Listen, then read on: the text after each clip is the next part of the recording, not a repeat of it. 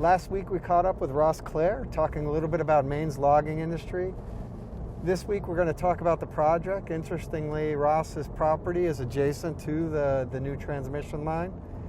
And we're also going to get his perspective on the positive impact the project has on Maine.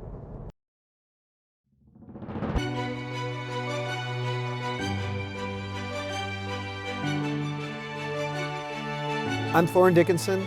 This show allows me to talk with Mainers working on the most important clean energy project to ever come to our state. We discuss how this project is providing jobs and other benefits today while creating clean energy for a better tomorrow.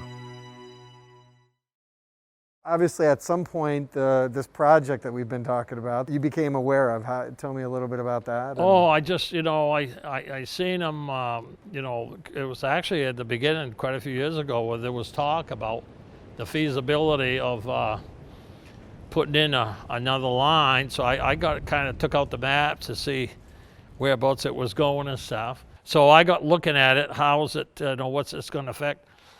You got to look at the package.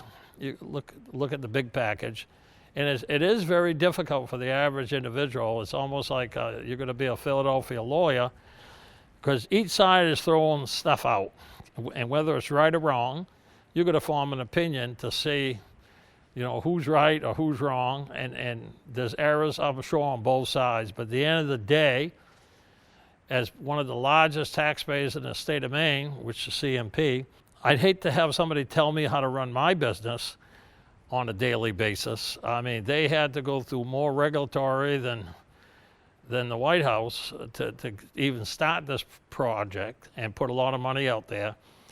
So my personal opinion would be, if they own the land and they have to meet all these regulatory aspects and do everything, I think they should be able to do it. Your business is relatively close to the existing, the part of the line, as you said, 2/3 of it are along an existing corridor.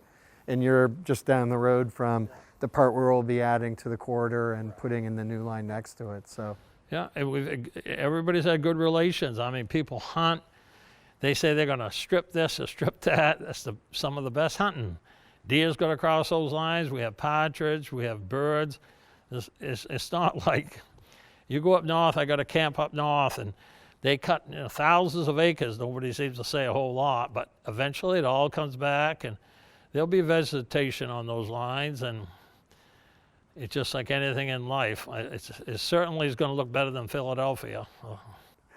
Well, for me, I know a lot of people do get confused because there's a lot of misinformation out there, and as you said, the regulatory process kind of evaluates all those things. So when we talk about the project, we don't give our opinion. We take the facts that are right from the regulatory processes. And that's what's frustrating to me is some people, how they try to misrepresent that. So, for your town, this will mean more property taxes. We have 18 million of property taxes along the whole corridor as an example. We do have over 300 people in Maine working on the project right now, which I think is a great opportunity.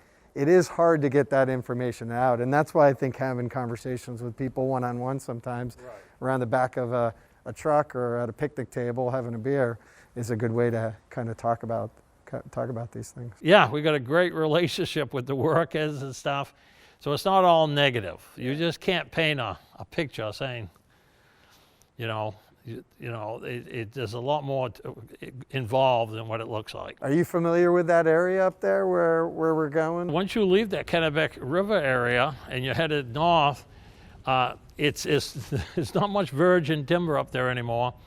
Pretty much sometimes you see a groundhog at 100,000 yards sunning themselves.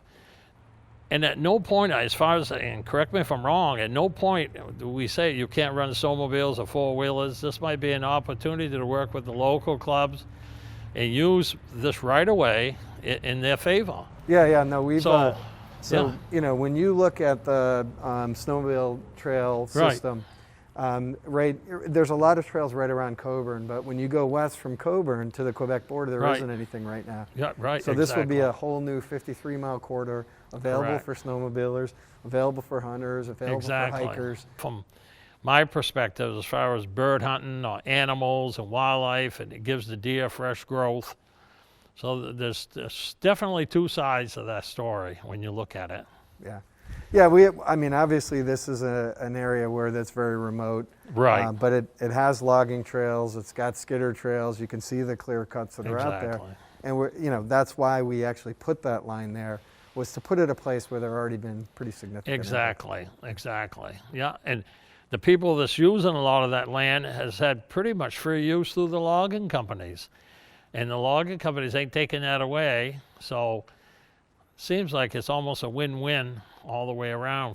It was great catching up with Ross. One of the things that I really love about this project is the opportunity to meet really authentic Mainers, and Ross is one of those that I'll always remember.